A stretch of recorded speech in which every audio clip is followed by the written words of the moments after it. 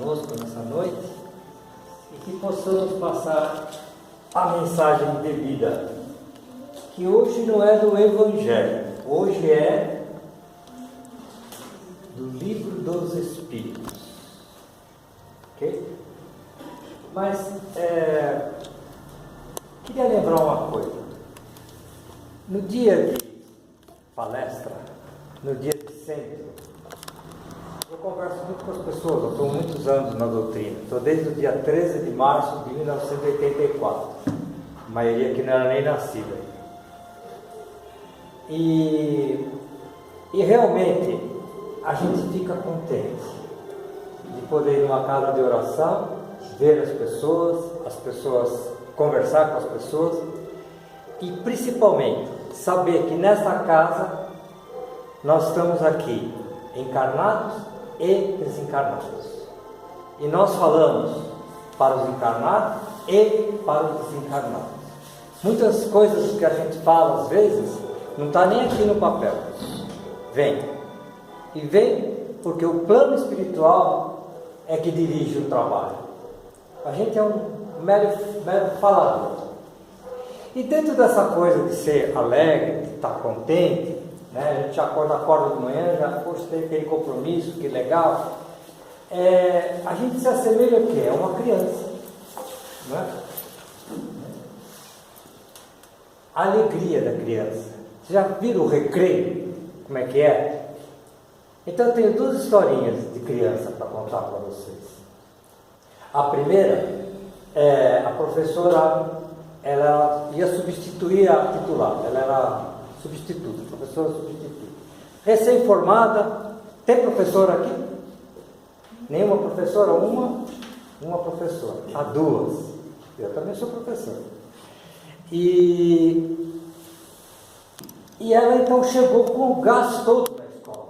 Era pré 5 anos, 6 anos, né? 3. Criança não é ainda alfabetizada.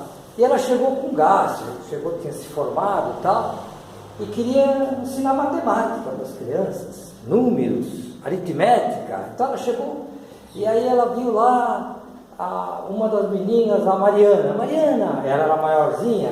Mariana, olha, nessa mão eu tenho 5 laranjas, nessa mão eu tenho 4 laranjas, o que eu tenho? Ela falou, a mão grande, professora. Que realmente, segurar 5 laranjas aqui, 4 aqui, né? Mas ela não se deu por vencida. Ela falou, não, eu tenho que ensinar. Só vou pegar uma coisa mais simples. Aí tinha a Claudinha, muito espertinha, falando. Ela sabia que a Claudinha gostava de maçã. Claudinha, você tem 2 maçãs. Eu te dou mais 2 maçãs. Você fica contente. Claro, ela adora maçã. Tem 2, vai ganhar mais 2, fica contente. E o detalhe é que a classe toda aplaude, porque essa é a resposta certa, né? A gente brinca um pouco com isso, com as crianças, porque realmente o ser humano, ele quando ele está bem, quando ele está feliz, ele tem que se assemelhar a uma criança. Jesus fala isso nos evangelhos, que a gente tem que se assemelhar às crianças, pela pureza, pela parte inocente, né? Não que nós não sejamos, não tenhamos essas qualidades, nós temos, só que a gente deixa adormecida, a gente não deixa aflorar.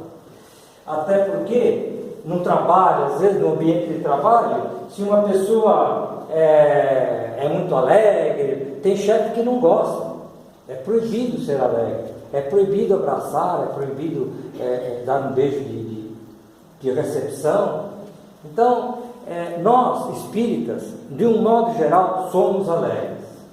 O espírita, de um modo geral, é uma pessoa feliz. Por quê? Começa que ao ser um espírito autêntico, ele tem a certeza de que nada termina aqui. Portanto, não tem que ficar desesperado com nada que acontece de ruim. E tem que ficar muito feliz com aquilo que acontece de bom para a pessoa. Então isso nos dá uma condição de segurança. Quer dizer, estamos lá um problema financeiro, vai resolver, vai passar, eu vou trabalhar, eu vou batalhar.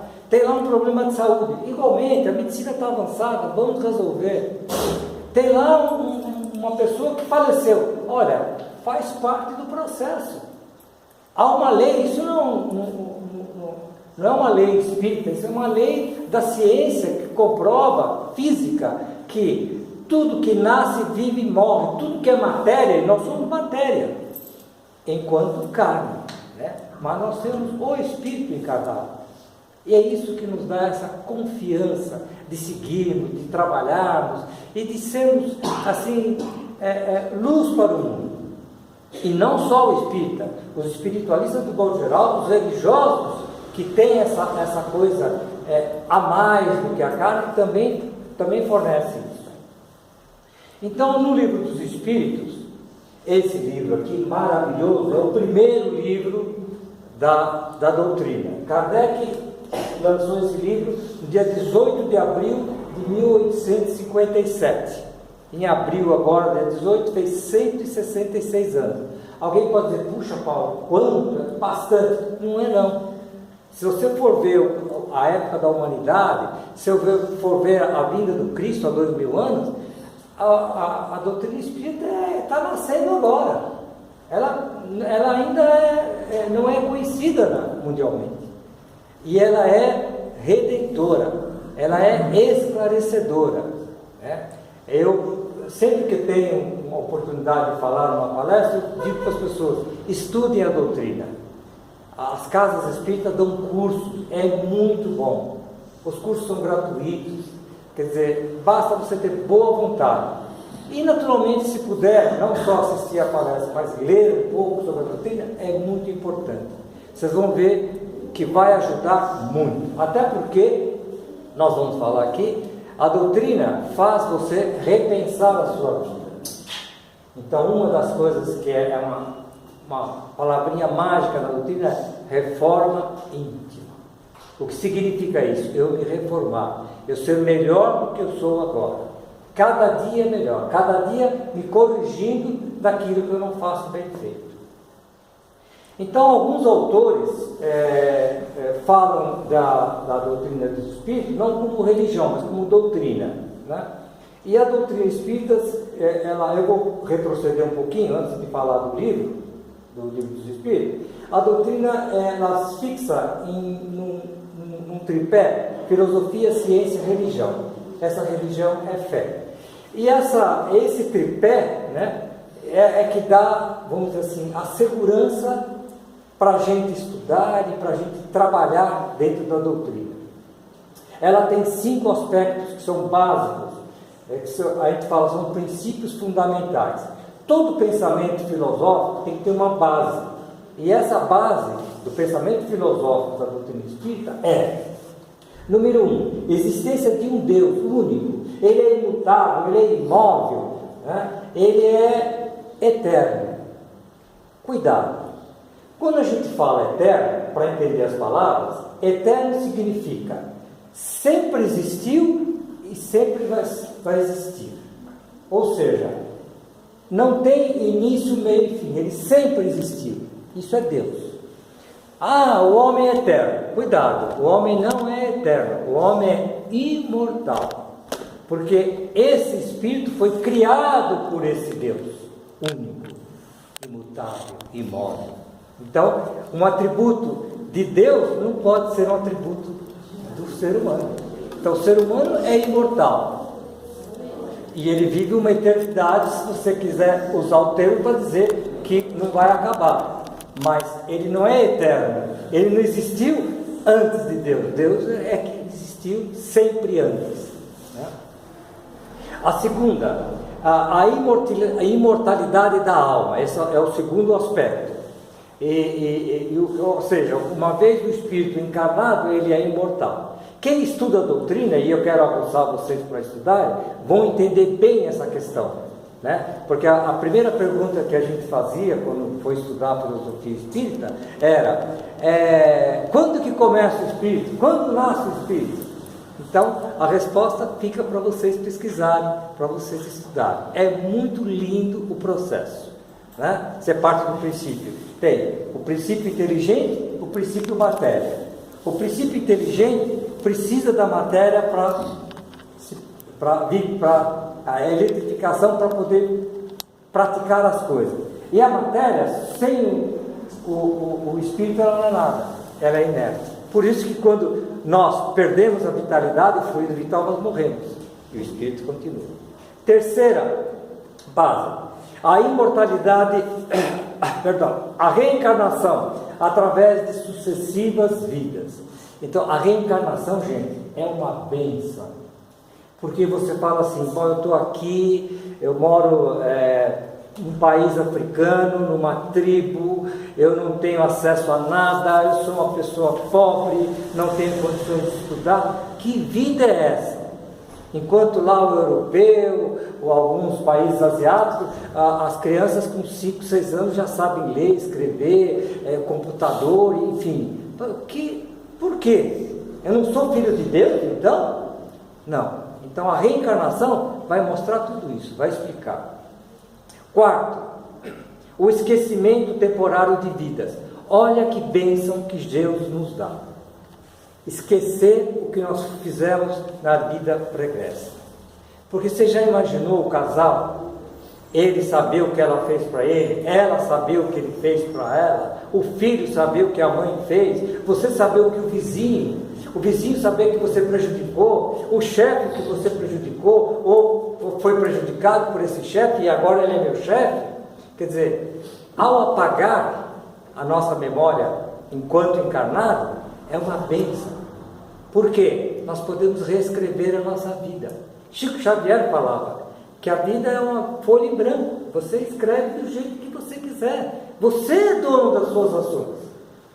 E a quinta e última, comunicabilidade entre os espíritos, encarnados e desencarnados, né? E aí está aí as casas espíritas e outros movimentos espiritualistas que mostram essa condição de comunicabilidade. Tem pessoas que se comunicam e não sabem, porque se comunica só pelo pensamento e ela não percebe, ela acha que são ideias dela, mas às vezes são ideias compartilhadas com o seu anjo da guarda, com o seu mentor, enfim, com algum espírito que venha para o bem. Ah, mas não vem espírito para o mal? Claro que vem, porque são as obsessões, né? E por que acontece isso? Porque eu deixei de orar. Orar e vigiar. Então, se eu estiver fraquinho, eu pego a gripe, não pego? Se eu estiver fraquinho, eu fico dodói, não fico? Mas se eu estiver forte, tomar a minha alimentação certa, fazer as minhas caminhadas, dormir certinho, a doença é mais difícil de me pegar. E o mal é assim. O mal é a ausência do bem. O mal não existe por si. Quando você não tem a luz, apaga, né? Então a escuridão não existe. A escuridão é a ausência de luz. Onde tem luz, não tem escuridão. Eu não vou, eu vou fabricar escuridão, não. Eu vou tirar a luz, aí eu tenho escuridão. Então, esse século XIX, que foi quando iniciou a doutrina, um século antes, nós já tínhamos alguns avanços.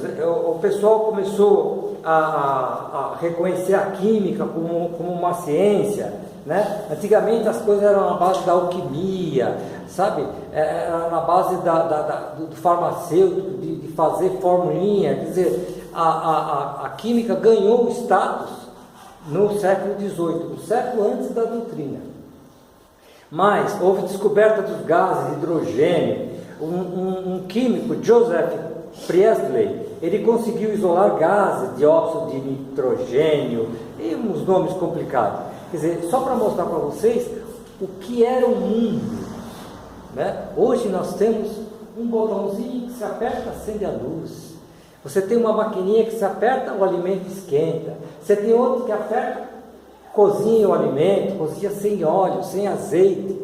Quer dizer, o que a humanidade ganhou nesses últimos 200, 300 anos é absurdo, né? Não compara com o que ela veio desde que se conhece o ser humano, até que começou, com a Revolução Industrial, começou o desenvolvimento. Então já naquela época as bebidas começaram a ser gaseificadas, imagina, algo que não se imaginava, né? Então, e para culminar esse período, a Revolução Industrial, que começou em 1760, né? E que foi até meados do século XIX.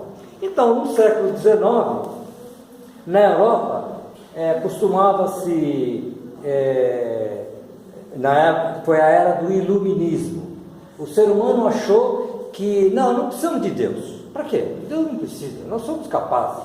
Nós somos capazes de aprender a consertar o que está errado, as doenças nós vamos debelar, enfim, não somos mais, né? Nós estamos fabricando máquina, as máquinas vão produzir pelo homem. Então o ser humano, nessa época do iluminismo, ele achou que Deus era desnecessário. Você fica aí no teu cantinho, nós não precisamos de você.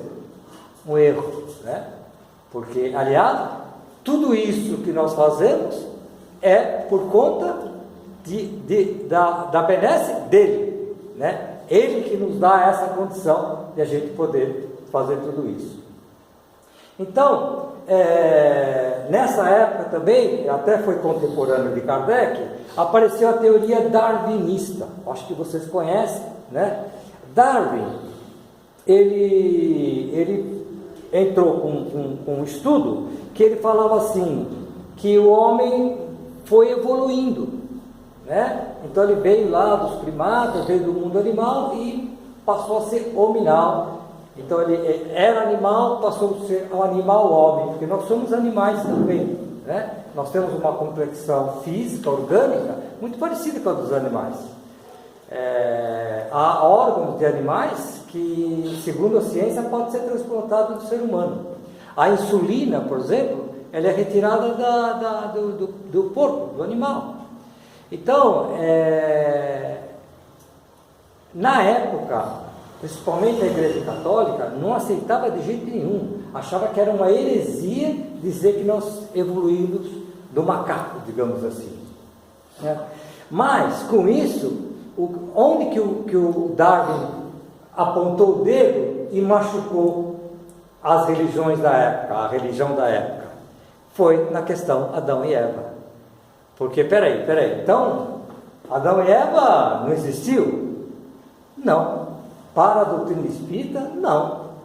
Quer dizer que de um homem e de uma mulher nasceu toda uma humanidade? É quase que impossível do ponto de vista lógico, né? Então, houve uma evolução, então vários seres foram criados, e aí, tanto que nós temos hoje raças, né? Nós temos a raça negra, a raça vermelha, a raça branca, a raça amarela. Quer dizer, então, como é que foi? O Adão e Eva foram os dois primeiros e saíram raízes que foi montando raças? Não, a explicação de Darwin é muito mais lógica, né? Mas, enfim, o Vaticano na época chamava de heresias, são hereges, sabe? Isso é uma fantasia darwinista, imagina. Mas é assim que funciona, né? Tem aquele que fala e aqueles que dizem, isso é um absurdo, né? Copérnico, olha, o centro do universo é o Sol, nós giramos de volta. E na época não, a igreja dizia, não, o centro da Terra, os outros que giram em torno da Terra. Você imagina a ignorância. E é assim, quer dizer, foram vencidas barreiras, e não é um ano, não é um dia, não é uma aula, são anos, são séculos de pensamento até que o ser humano, poxa, realmente, né? Hoje em dia, dá um chute num cachorro na rua. Você tem coragem? Dá. E se você não tem coração, naturalmente, você vai ver o que acontece.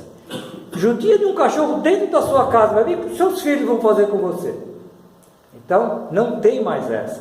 Quer dizer, a gente está aprendendo a respeitar a natureza. Ih, Paulo, mas está difícil, olha o ecossistema, tudo bem, faz parte do processo. O aprendizado é lento, existem governos, existem presidentes da república, existem homens públicos famosíssimos que não aceitam que nós estamos atacando o sistema, o ecossistema. Não, imagina, a terra se regenera. Não, imagina, isso não é problema. Quer dizer, pode extrair a madeira que você quiser, pode poluir o rio que você quiser, pode poluir o mar, que não vai acontecer nada. Com o tempo ele se regenera. Não é assim. Nós sabemos disso.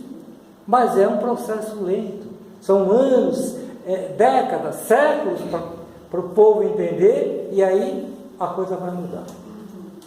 Muito bem. Então, em 1854, Hippolyte, que era o nome do Kardec, na verdade, era Hippolyte Denisard Léon Rivail. E ele adotou o nome de Kardec porque ele foi um sacerdote druida em encarnações anteriores.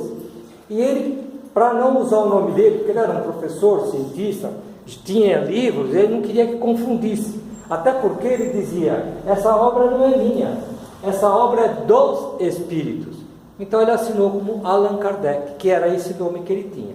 Mas o nome dele, oficial, digamos, naquela encarnação, era esse que eu falei. E Hippolyte Denisard Léon Rivail, né? E ele é uma história muito bonita. Se alguém teve a chance, ou foi, ou pretende um dia ir para a França, em Paris tem a casa que ele morou, tem um local. Eu tive a oportunidade de ir com a minha esposa. Nós chegamos num apartamento que ele morou, onde ele escreveu o Livro dos Espíritos. É uma emoção grande. O Kardec estava lá? Claro que não é isso, ninguém foi lá pensando nisso, mas a emoção de saber que esse pensamento maravilhoso doutrinário nasceu naquele cantinho, naquele apartamento, né? Então é algo que, se a pessoa gosta, né? Tem gente que vai lá no cemitério, não está sepultado. Eu não fui, eu fui nesse lugar que eu e minha esposa falamos, poxa, temos até uma história bacana que eu deixo que ela conte, do dia que a gente foi lá, muito bacana. Muito bem, para encerrar essa coisa do Livro dos Espíritos, depois nós vamos falar um pouco do cotidiano. Em 1861, o livro foi lançado em 1857. 4 anos depois, em 1861, o bispo de Barcelona mandou queimar centenas de obras espíritas. Então tinha Livro dos Espíritos, tinha Evangelho, tinha as obras da doutrina. Porque tinha ido para Barcelona uns 200, 300 livros que alguém teria mandado, né, da França, que o pessoal queria, para estudar, para aprender, para ler, etc, etc. E ele então disse que aquilo era contra, né, que a religião dominante era o catolicismo. Ele mandou queimar em praça pública. Então foi feita lá uma fogueira, isso está registrado. Saiu notícia da época, os historiadores têm comprovação. Ele fez uma fogueira e meteu fogo nos livros. A comunidade espírita ficou preocupada. Então eles meio que perguntavam nas suas reuniões para os espíritos: e agora, né? O que vai acontecer? Um dos espíritos que revelou o seguinte: calma, vai ser a melhor coisa que poderia acontecer conosco, porque essa chama da fogueira vai alertar o mundo. Por que ele está queimando esse livro? Aqui a maioria, se não tem filho, tem irmão novo, coisa do tipo. Você já experimentou falar para um jovem: não pode fazer isso? Experimentou? Ela sorriu. Eu imagino que deve acontecer. Não dá para falar não pode. Nós, como ser humano, tinta fresca, não dá vontade de pôr o dedo para ver se é tinta fresca? A curiosidade faz parte. Nós somos seres curiosos, que nem peixe. Peixe, você joga uma coisinha lá, vai lá ver, né? Então essa curiosidade é do ser, e ela é boa, ela é própria para o nosso crescimento. Porque se eu fechar os olhos para tudo, eu não vou crescer. Eu vou crescer pela curiosidade. Eu vou crescer quando eu perguntar. Eu vou crescer quando eu quiser saber. Senão eu não cresço. Não, tudo que eu sei já está bom, não preciso saber mais nada. Essa arrogância vai morrer com ela, e vai morrer burro, porque não vai aprender. Então, o nosso amigo bispo fez uma coisa legal. Sem querer, ele deu um empurrãozinho. Muito bem. Nós vamos até 8 e pouquinho, né? 8 e pouquinho. Então, tem uma historinha que eu gosto de contar. Quando a gente fala de doutrina, falei de reforma íntima. Eu trabalhei muito tempo em casa espírita. Hoje eu estou mais na parte de palestra, cursos, né? Mas em Vargem Grande a gente teve a testa do Aconselho Luiz por 10 anos, por 8 anos.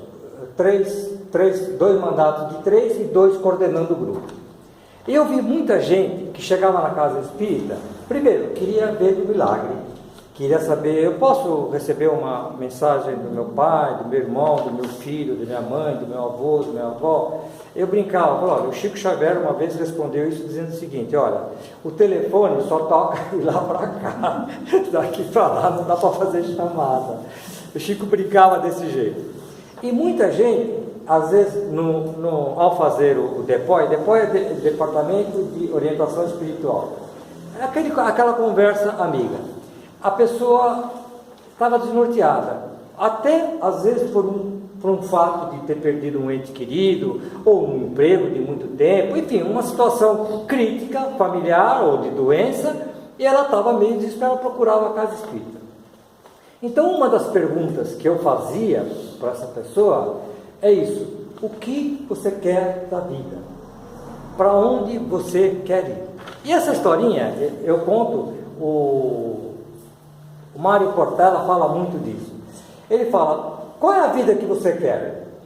Aquela ilusória que parece um conto de fadas, né? Ou aquela dissimulada que você faz parecer que é, mas não é? Ou ainda aquela de representação, como se fosse um teatro. A gente só interpreta papéis. Ou então, ele coloca, uma consciente, deliberada, naquela que você não é um ser servil, um robô, que você executa só as ordens, naquela que você exerce o seu livre-arbítrio, né? E que você é dono das suas vontades, enfim, que você é autêntico e sabe o que quer. Então, essa é a vida que nós deveríamos ter. Acredito que a maioria quer ser autêntico, quer ser dono do seu nariz. No filme Alice no País das Maravilhas, há uma cena que a Alice está meio perdida e tem um gato que fica em cima, não sei se é uma árvore, alguma coisa, e ela está perdida, aí tem uma estrada, e ela olha para o gato e fala, o senhor poderia me ajudar? O gato disse, claro, pois não. E ele é a sabedoria do filme, né? E ela fala assim, para onde vai essa estrada? Ele fala assim, aí é a pergunta maravilhosa, para onde você quer ir? Para onde você quer ir? Ela fala assim, não sei, estou perdida. Olha, para quem está perdido, qualquer caminho serve. E é isso que eu, às vezes, depois chegava a falar para as pessoas. Se você se sente perdida, você tem que parar, respirar e procurar saber o que você quer. Começa sabendo o que você não quer. Elimina aquilo que você não quer. Já é um grande passo. E aí você vai achar seu caminho, né? Uma separação, um para um lado e para o outro, a mulher desesperada, o homem desesperado, os dois desesperados, às vezes um mais do que o outro, tem que sentar, acalmar, se tem filho, mais ainda uma razão para acalmar o espírito e ver o caminho. Não nascemos grudados nas pessoas, as pessoas não nascem grudadas. Então, é normal na modernidade que as pessoas se separem. É normal que você tenha um emprego, que você peça a conta e saia do emprego. É normal que o patrão acha que você não é a pessoa que manda embora. É normal. É normal que você atinja uma certa idade e afirma, não, a partir dessa idade nós não queremos mais funcionar. Tudo é normal. Nós precisamos entender isso e fazer o nosso caminho. Então é muito interessante. E a reflexão que a gente faz é sempre essa: para onde você quer ir, né? Os governos, eles deveriam fazer essa pergunta para a população: para onde nós queremos ir? Para onde vocês querem ir? 200 e tantos milhões de brasileiros, para onde o brasileiro quer ir? Ele não quer saber da ecologia, do ecossistema, acabar com tudo, acabar com a Amazônia, virar um nada nesse país? É isso que ele quer? Não, olha, não é. Eu quero deixar um mundo para os meus filhos, meus netos, né? A propósito, a gente pensa sempre em deixar um mundo melhor para os nossos filhos, não é assim? Mas quem pensa em deixar um filho melhor para o mundo? Vou repetir. A gente pensa sempre em querer um mundo melhor para os nossos filhos, Mas será que nós não deveríamos pensar primeiro em deixar um filho melhor para esse mundo? Um filho educado, honesto, trabalhador, responsável, sabe? Assumidor das suas responsabilidades, né? Porque hoje a gente vê muito passar a mão na cabeça, não é bem assim, não, meu filho não, é o filho do outro. Só tomar cuidado. Só tomar cuidado. Ou deixar o mundo melhor para nós mesmos que vamos voltar. Perdão? Ou deixar o mundo melhor para nós mesmos que vamos voltar, não é verdade? Vamos voltar. Porque além disso, se a gente vai reencarnar, então a gente tem que ter o mundo para voltar, além não é? disso. Ó, tem uma historinha que eu conto, quando eu falo de alunos, é rapidinho, depois eu encerro. Essa história é a seguinte: 2 alunos de biologia, eles, no domingo eles tiveram lá uma baladinha tal, e acordaram tarde. Na segunda pegaram o carro rapidinho, eles estudavam numa cidade próxima, né, de onde foi que eles moravam, bem perto, vai. E eles chegaram atrasados para a prova de biologia. Chegaram lá, o professor já estava recolhendo as provas. Ela é professora, sabe como é que é. Regra é para todo mundo, né? Eram ótimos alunos, os melhores alunos de química, de biologia. E ele, professor, chegamos atrasados, perdemos a prova. Professor, calma. O que aconteceu? Está tudo bem? Não. Aí um deles, não, sabe o que é? Furou o pneu do carro, nós estávamos assim, e aí trocar, a peça enguiçou, não consegui trocar, e demorou, e o professor, calma. No intervalo, vocês vão na sala do professor, eu dou a prova para vocês, não tem problema, tranquilo. Um olhou, yes, você viu? Não vão perder a prova. Ok. Chegou na hora do intervalo, foram lá para a sala, professor, claro, vamos pegar uma sala vazia. Foram numa sala vazia, eles já iam sentando assim, a mesa do professor aqui, iam sentando, falou, as pessoas vão passar, eu estou dando uma prova para vocês, né, fora do esquema. Não é justo que vocês sentem juntos. Sentam um lá atrás e um aqui na frente. E eu fico aqui, né? Uma coisa mais legal, né? mais digamos, ética, né? Aí, primeira perguntinha, responderam rápido, porque eles conheciam mesmo a matéria, eles eram bons, né? E ele falou, olha, essa pergunta vale 1 ponto. A próxima vale 9 pontos. Preparado? Perdão. Qual foi o pneu que furou? Qual foi o pneu que furou? E aí? Eu não tenho final para essa história. O final está na cabecinha de cada um. Cada um vai fazer o seu final. Tem uns que vai arriscar. Tem 25% de chance de acertar, né? Porque são 4 pneus. Dianteiro direito, dianteiro traseiro.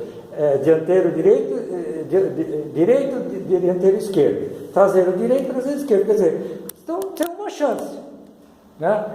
Então eu conto isso, e eu fiz filosofia na Uniso, sou professor de filosofia. E uma vez eu levei para a sala do professor, a gente conversou sobre isso. Os professores acharam genial a saída do mestre lá, né? Um deles falou assim para mim, olha, Paulo, eu realmente, se o aluno é muito bom, eu diria para eles, olha, eu vou pegar a nota de vocês, dividir e somo mais uma nota pela sua divisão. É justo. Porque se o aluno é bom, ele vai ter uma boa nota. E se ele for mal, ele vai continuar com uma nota. Quer dizer, não é que o aluno é mau, vou dar uma oportunidade para ele se recuperar. Não. Ele perdeu a prova, os outros todos fizeram. Não é justo que eu o beneficie. Dessa forma, eu estou sendo justo. Você é boa aluna, boa nota. Você é má aluna, má nota. Eu sou mau aluno, má nota, né? E então ele agiria assim. Mas eles acharam sensacional, porque é uma coisa de educar. Porque certamente esses jovens, né, se estiverem mentindo e forem um pouquinho espertos, eles vão chegar e falar, mestre, me perdoa, nós mentimos para o senhor. O senhor tem todo o direito de dar 0 abaixo de 0. E pronto.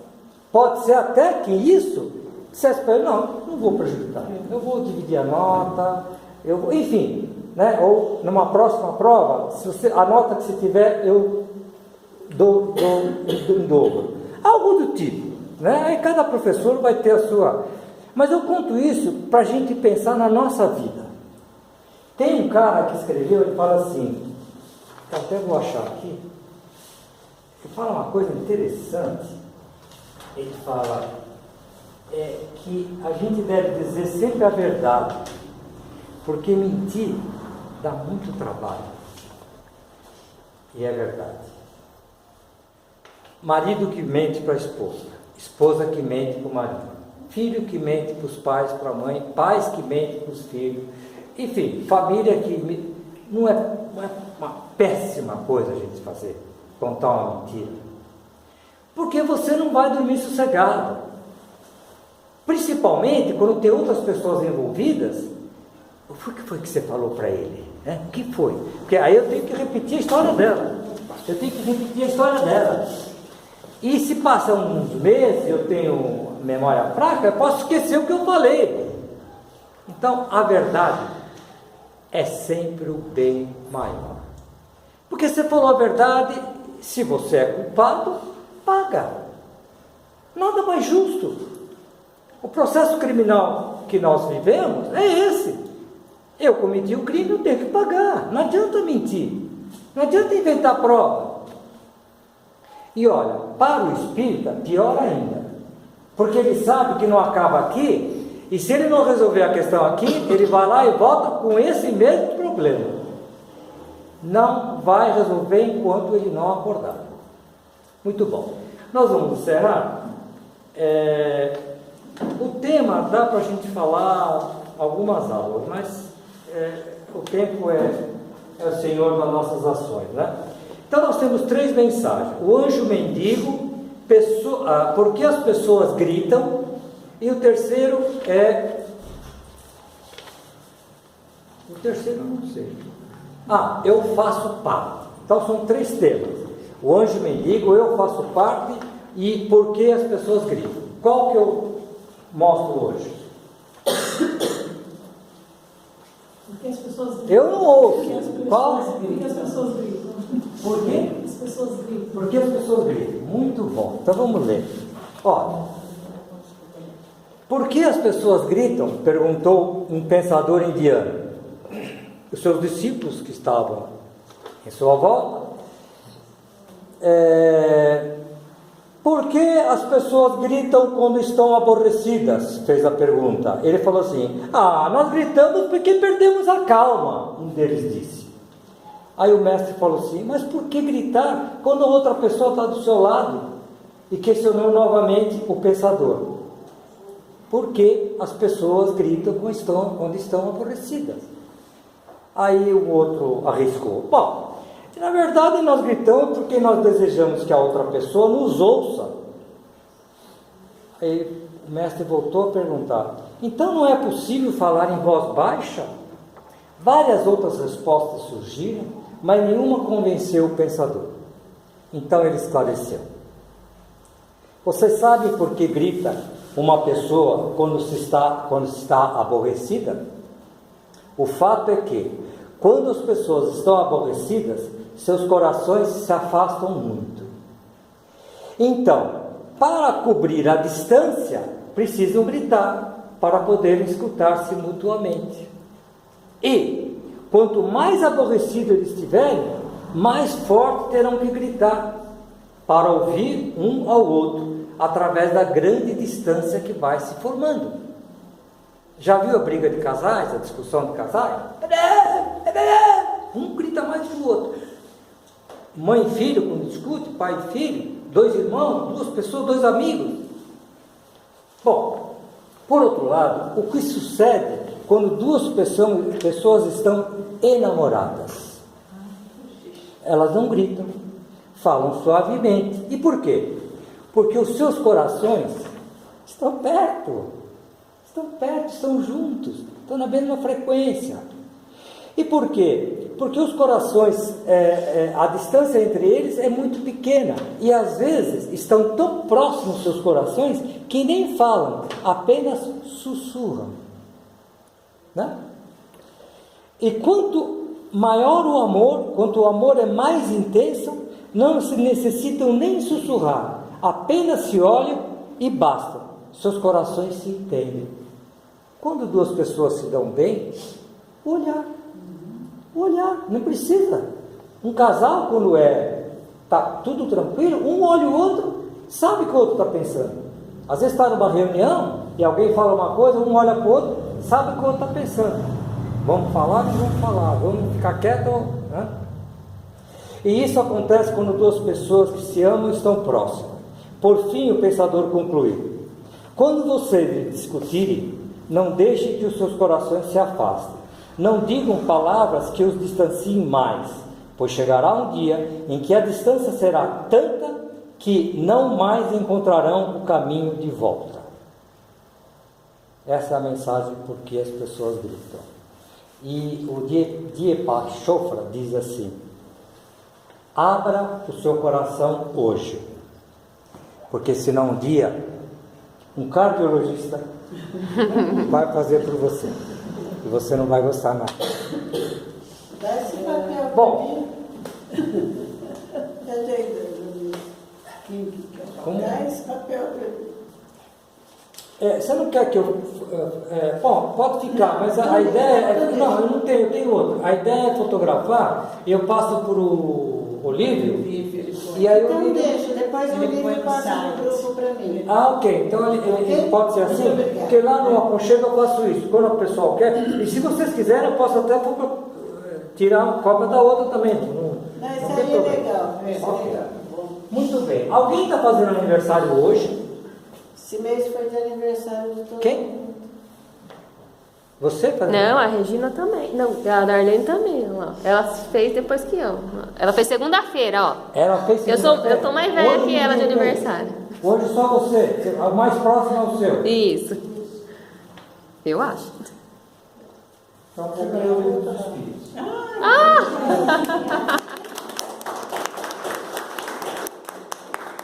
Muito bom. Vamos nos acalmando, nos acelerando e fazer a oração final em agradecimento ao plano que aqui esteve, nos assistindo e nos intuindo para passar a palavra do Evangelho de hoje, que foi um pouco de Evangelho, mas muito mais de Livro dos Espíritos. Tá bom? É a conversa com Jesus. Aquele que quiser cerrar os olhos, fique à vontade. É uma mensagem muito linda. Diz assim: Senhor Jesus, pela bênção da tua doutrina santa, que nos apoia, que nos levanta para o teu reino de amor, pela esperança, pela paz que nos ofertas, pela esperança divina que nos conforta, que nos ilumina, obrigado, Senhor. Pelo tesouro do lar, doce templo de carinho, que nos concede por ninho, céu na terra, campo e flor. Pelo aconchego suave, Mestre, pela afeição que nos aquece, pelo consolo desta prece, bendito seja, Senhor.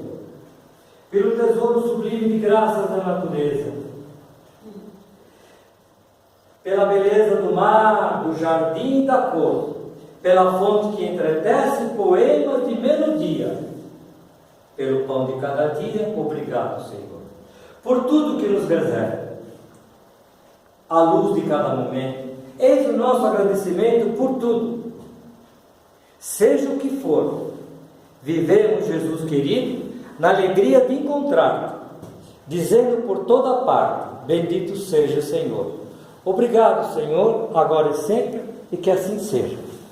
Que nós possamos ir para o lar de volta, abraçar os nossos parentes, e que nós tenhamos a graça de obter o que nós viemos buscar nessa casa. Que assim Muito obrigado por me ouvir, uma boa noite. Amém. Obrigado.